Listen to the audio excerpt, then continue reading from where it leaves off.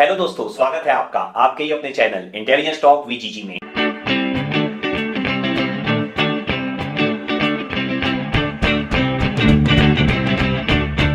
दोस्तों, अगर आप मसूरी जाने के बारे में सोच रहे हैं तो आज की वीडियो में मैं आपको कुछ बहुत ही इंपॉर्टेंट टिप्स देने वाला हूं मसूरी टूर प्लान से रिलेटेड। इससे पहले मसूरी ट्रिप प्लान पे ऑलरेडी एक वीडियो पब्लिश मैं कर चुका हूं जहां पर मैंने आपको कंप्लीट ट्रिप प्लान बताया हुआ है। आज की वीडियो में मैं बस कुछ इंपॉर्टेंट टिप्स डिस्कस करने वाला हूं। अगर आप इन टिप्स को फॉलो करेंगे along with the trip plan, then आप टूर को बहुत ज्यादा एंजॉय कर पाएंगे। तो दोस्तों, जो टिप नंबर 1 है वो आपकी सीजन से रिलेटेड है। बेसिकली कौन सा सीजन सबसे बेस्ट रहेगा तो ये आप पर डिपेंड करता है। लेट सपोज अगर आप हनीमून पे जा रहे हैं या आप स्नोफॉल के लिए जाना चाहते हैं तो जनवरी फरवरी सबसे बेस्ट सीजन है। और अगर आप फैमिली के साथ जा रहे हैं तो 15 मार्च से लेकर 15 जून तक सबसे परफेक्ट सीजन रहता है। लेकिन इस समय बजट भी काफी हाई लगेगा क्योंकि एक्चुअल में सीजन टाइम है। और अगर हम बात करें कि अगर आप नेचुरल ब्यूटी को एंजॉय करना चाहते हैं या फोटोग्राफी के लिए जाना चाहते हैं तो फिर आप कंसीडर कर सकते हैं 15 जून से लेकर 15 सितंबर तक। लेकिन इस टाइम पे बारिश बहुत ज्यादा होती है तो उस चीज को टेक केयर करना पड़ेगा। लेकिन एक एडवांटेज भी है कि इस टाइम पे आप बहुत ज्यादा लो बजट में भी अपना काम चला सकते हैं। दोस्तों, बेसिकली टिप नंबर 2 में मैं आपको बताऊंगा कि क्या इंपॉर्टेंट चीजें जो आपको पैक करनी चाहिए। जो नॉर्मल चीजें वो तो आप पैक करेंगे, लेकिन एक्स्ट्रा चीजें और क्या हो सकती हैं। दोस्तों, एक बात आप ध्यान रखिएगा कि जब भी आप हिल स्टेशन जाते हैं तो आपको चलना बहुत ज्यादा पड़ता है, बहुत जगहों पे आपको ट्रैक करना पड़ता है, तो कंफर्टेबल शूज जरूर रखिए। इसके अलावा आप मेडिसिन वगैरह जरूर कैरी करिए, स्पेशली वॉमिटिंग की अगर आपको हिल्स में प्रॉब्लम है तो। इसके अलावा आप अगर फरवरी मार्च में भी जा रहे हैं तो ये मत सोचिए फरवरी मार्च में ठंड कम हो जाती है। दोस्तों, बहुत ज्यादा ठंड होती है वहां पर। जब भी बारिश होगी एक्सट्रीम लेवल की ठंड आपको फील होगी, तो इस पॉइंट को जरूर ध्यान रखिएगा कि अच्छे खासे गर्म कपड़े भी लेकर चलिएगा, इवन फरवरी मार्च और सितंबर अक्टूबर नवंबर में भी। बाकी जो नॉर्मल ठंडी का समय उस टाइम तो आप लेकर चलेंगे ही। इसके अलावा दोस्तों, वहां पर ना बारिश कभी भी हो जाती है तो हो सके तो आप अम्ब्रेला भी जरूर कैरी करिए अगर हो सके तो। जैसा मैंने आपको ट्रिप प्लान में बताया था कि आप चाहें तो देहरादून से मसूरी के लिए स्कूटी या बाइक रेंट पे ले सकते हैं। तो अगर आप स्कूटी या बाइक रेंट पे लेते हैं, जो कि बहुत अच्छा ऑप्शन है क्योंकि रोड्स बहुत अच्छी हैं, इस पर ऑलरेडी एक व्लॉग अवेलेबल है, आप देख सकते हैं चैनल पे जाकर। तो अगर आप स्कूटी या बाइक रेंट पे लेते हैं तो इस पॉइंट को हमेशा ध्यान रखिएगा कि आपको अपना आईडी प्रूफ जरूर लेके जाना है, एक लाइसेंस जरूर लेके जाना है। और इसके अलावा जब भी आप स्कूटी या बाइक रेंट पे लें तो आपको ध्यान रखना है कि आपको ना स्कूटी या बाइक लेने से पहले एक बार कंप्लीट वीडियो बना लेनी है, ठीक है, ताकि लास्ट में कोई डैमेज हो या कोई प्रॉब्लम हो तो आप वीडियो शो कर सकें कि स्कूटी की कंडीशन पहले ऐसी थी और अब ऐसी है। इसके अलावा आपको उनसे 2 हेलमेट जरूर मांगने हैं। जनरली मैंने बहुत जगह भी ट्रिप्स की हैं और स्कूटी ही रेंट पे ली है, तो बहुत जगहों पर, मैं स्पेसिफिक किसी जगह की बात नहीं कर रहा हूं, बहुत जगहों पर ऐसा बोला जाता है कि एक हेलमेट से बात बन जाती है, हाँ अलाउड है। दोस्तों, अलाउ या ना अलाउ होने का यहां कोई सवाल ही नहीं है। आपको 2 हेलमेट लेने ही, अगर आप 2 लोग हैं, आपकी अपनी सेफ्टी है, कोई आपको अलाउ करे ना करे इससे कोई फर्क नहीं पड़ता है, ठीक है। तो आप हमेशा ही 2 हेलमेट लीजिए अगर आप 2 लोग हैं तो। इसके अलावा दोस्तों, अगर आप स्कूटी या बाइक से जा रहे हैं तो थोड़ा सेफ होकर जाइए, आराम से जाइए। हिल स्टेशन में जो रास्ते होते हैं ना, एक्चुअल में वो अपने आप में टूरिस्ट अट्रैक्शन होते हैं। तो अगर आप आराम से जाएंगे, इंजॉय करते हुए जाएंगे, तो एक तो आप बहुत ज्यादा इंजॉय करेंगे जो है ही, दूसरा आप सेफ भी रहेंगे। यहां पर जब आप स्कूटी या बाइक रेंट पे लेते हैं देहरादून में, तो मैंने बेसिकली देहरादून बाइक रेंटल से लिया था। स्टेशन से जस्ट 600 मीटर की डिस्टेंस पर है, आप कहीं से भी ले सकते हैं, बहुत सारे ऑप्शन आपको मिल जाएंगे स्टेशन के पास।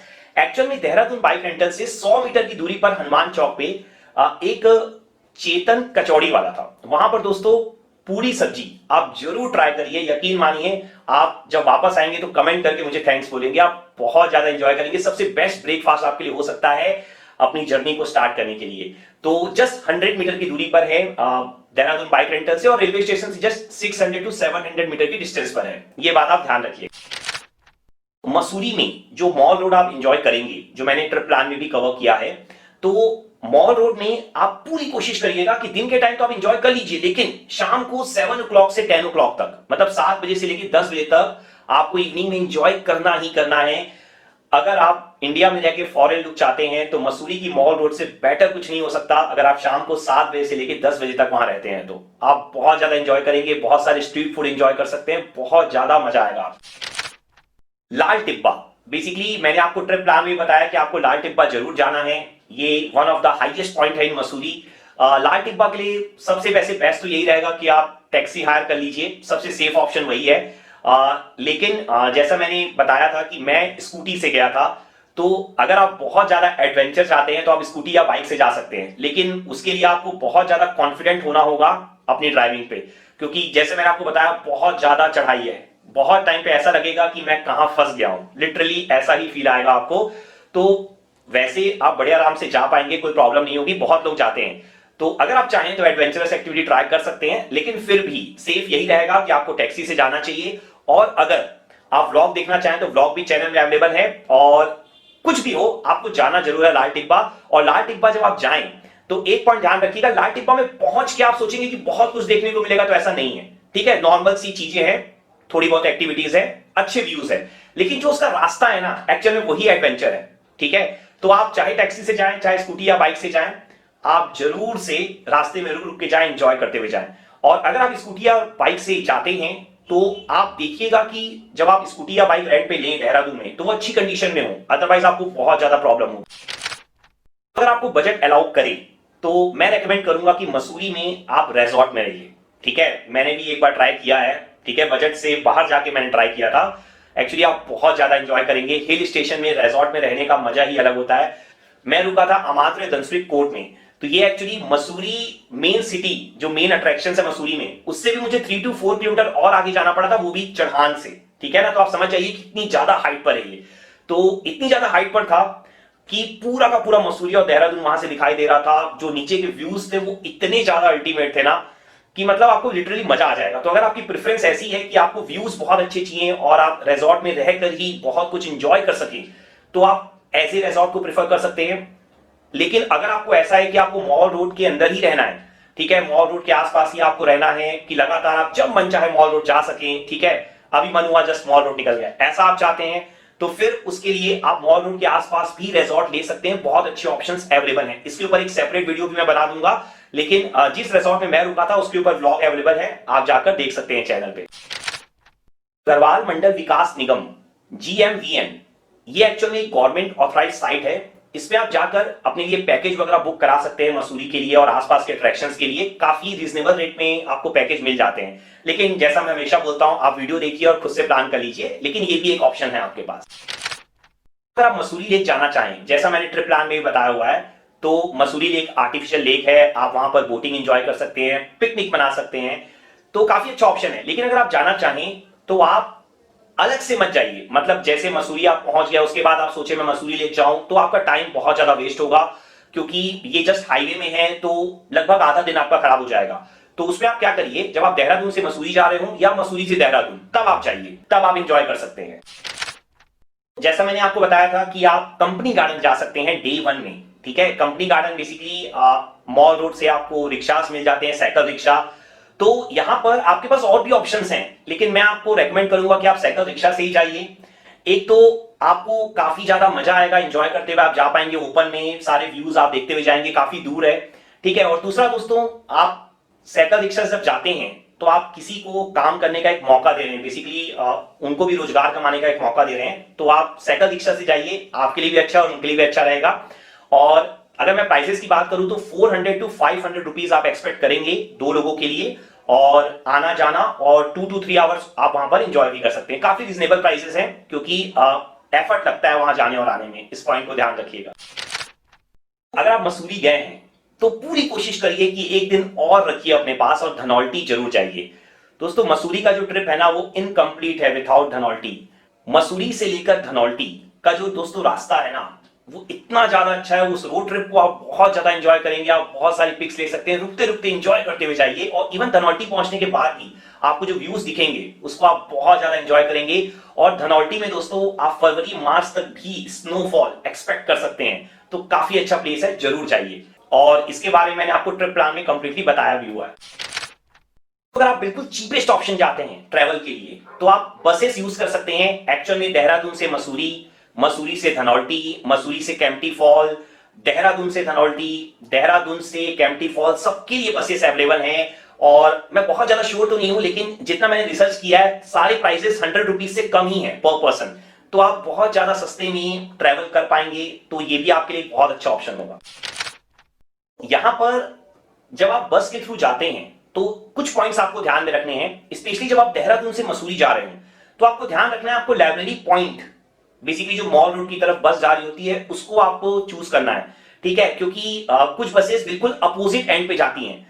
तो ऐसा ना हो कि आप अपोजिट एंड पे पहुंच जाएं और आपको राइट एंड तक मसूरी में पहुंचते पहुंचते बहुत ज्यादा टाइम लग जाए, तो लिटरली आपका टाइम वेस्ट हो जाएगा, ठीक है। तो आप ध्यान रखिएगा देहरादून से बस लेते टाइम कि आप राइट बस चूज करें। इसके अलावा एक और पॉइंट है, जब आप मसूरी से केम्प्टी फॉल जाते हैं तो मैंने आपको बताया आपको कौन सी बसेस लेनी है। बेसिकली आपको बारकोट, नैनबाग, यमुनोत्री या पुरोला की तरफ जाने वाली बसेस लेनी है केम्प्टी फॉल जाने के लिए।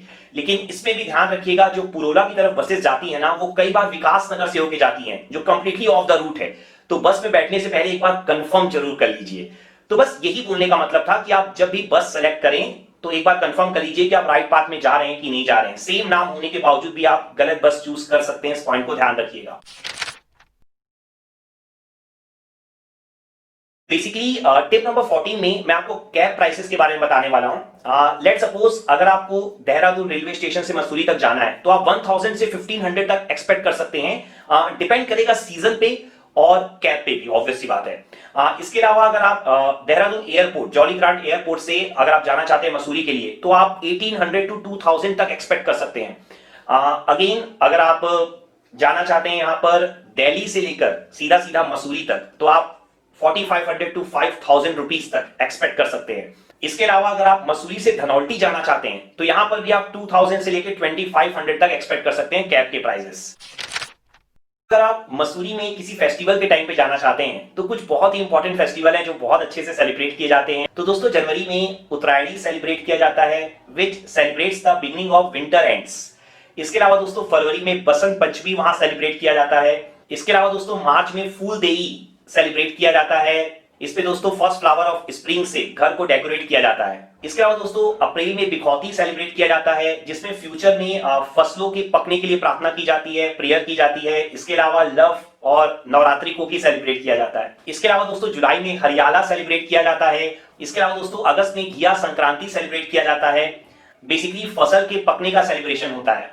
तो ये कुछ फेस्टिवल्स हैं जो वहां पर बहुत अच्छे से सेलिब्रेट किए जाते हैं, चाहे आप तो उस टाइम भी जा सकते हैं। इसके अलावा दोस्तों टिप्स तो हो गई हैं, मैं आपको एक सजेशन देना चाहूंगा। जब भी आप किसी हिल स्टेशन में जाते हैं तो ना आप ये सोच के कभी मत जाइए कि मुझे ये पॉइंट्स कवर करने हैं, इतनी जल्दी जल्दी करने हैं। बेसिकली हिल स्टेशन में आप रिलैक्स करिए, एंजॉय करिए। इसलिए मैंने आपको बोला था कि अगर हो सके तो आप रिजॉर्ट में रहिए। 2-3 दिन का प्लान बनाइए, एक दिन का प्लान कभी मत बनाइए। मैंने जितने भी टूर प्लान आपको दिए हैं, नैनीताल, मसूरी, सब मैंने आपको 2 to 3 days to 4 days तक दिए हुए हैं। आप एंजॉय करिए, बिल्कुल रिलैक्स करिए, भागम भाग मत करिए वहां जाकर, ठीक है। आपको ये नहीं देखना है कि आपको इतने सारे पॉइंट्स कवर कर लेने हैं, किसको दिखाना है, आपको मजा आना चाहिए, आपको एंजॉय करना है, ठीक है। तो आज की वीडियो में इतना ही। आई होप ये टिप्स आपको बहुत अच्छी लगी होंगी। अगर आपको वीडियो अच्छी लगी तो इस वीडियो को जरूर लाइक करें और हमारा चैनल जरूर सब्सक्राइब करें। थैंक यू, अपना बहुत बहुत ध्यान रखें।